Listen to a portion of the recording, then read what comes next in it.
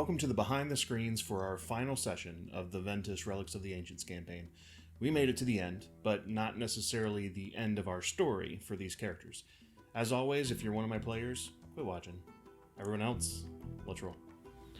Well, for this session, you probably won't see as many detailed notes because really this was me wrapping things up for the players, wrapping things up for the characters, but also I wanted to sort of feel things out as to how much would be revealed about some of the overall campaign mysteries. So we started out with our normal recap of the previous session, and this time, like most of the time we had in this campaign, they were picking up exactly where they left off.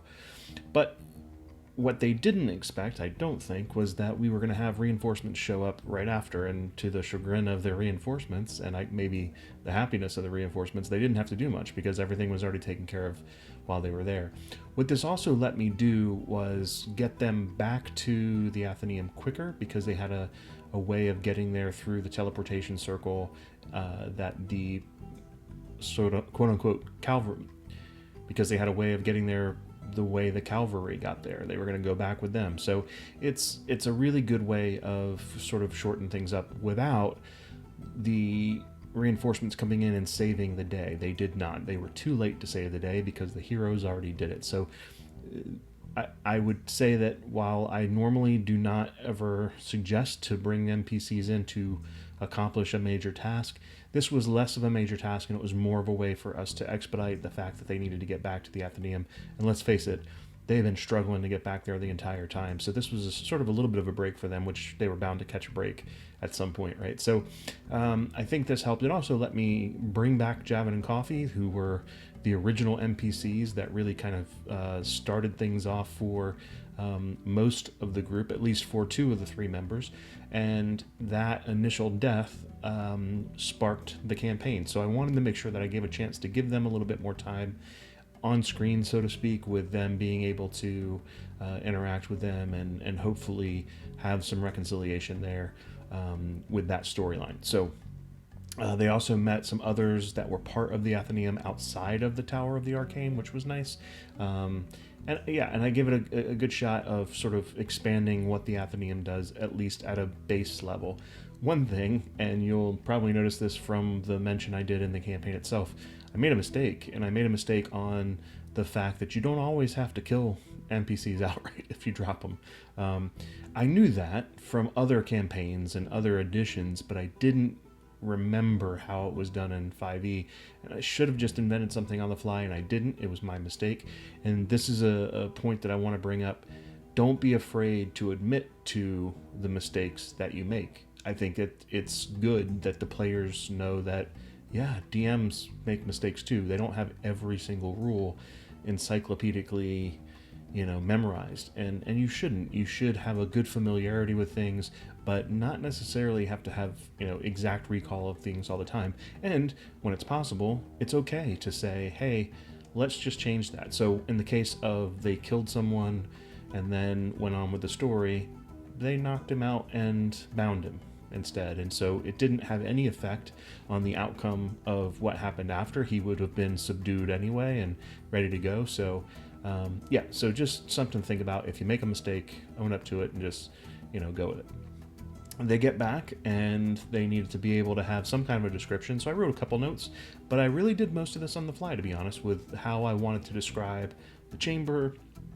Like I said, it was going to be various countries, different important groups, and I just had this vision in my head of a large chamber taking up almost the entire floor of the tower, and which the tower is huge, and there are just dozens upon dozens of teleportation circles, each keyed to different locations. So they arrived in one, and the others went to different spots. So instead of it being the same circle, I wanted it to be a little different. I wanted it to be so each circle had a way of getting to and from, and just the way I wanted to work on my world, just a little bit of flavor, and just have banners up, just kind of like the UN, right, where you can see all of the people that come through there, and representing the people that make up the Athenaeum. So in the campaign world, it is, it's a sort of a university, and people attend and are accepted from all walks of life. So I wanted it to show that and reflect that. They then went to, oh, and by the way, the refreshments, I just figured they came from a very cold place near a mountain that, some little hot apple cider might be nice. And so we just ran with that on the fly. They went to Spiros' office, and this is where campaign goal is concluded.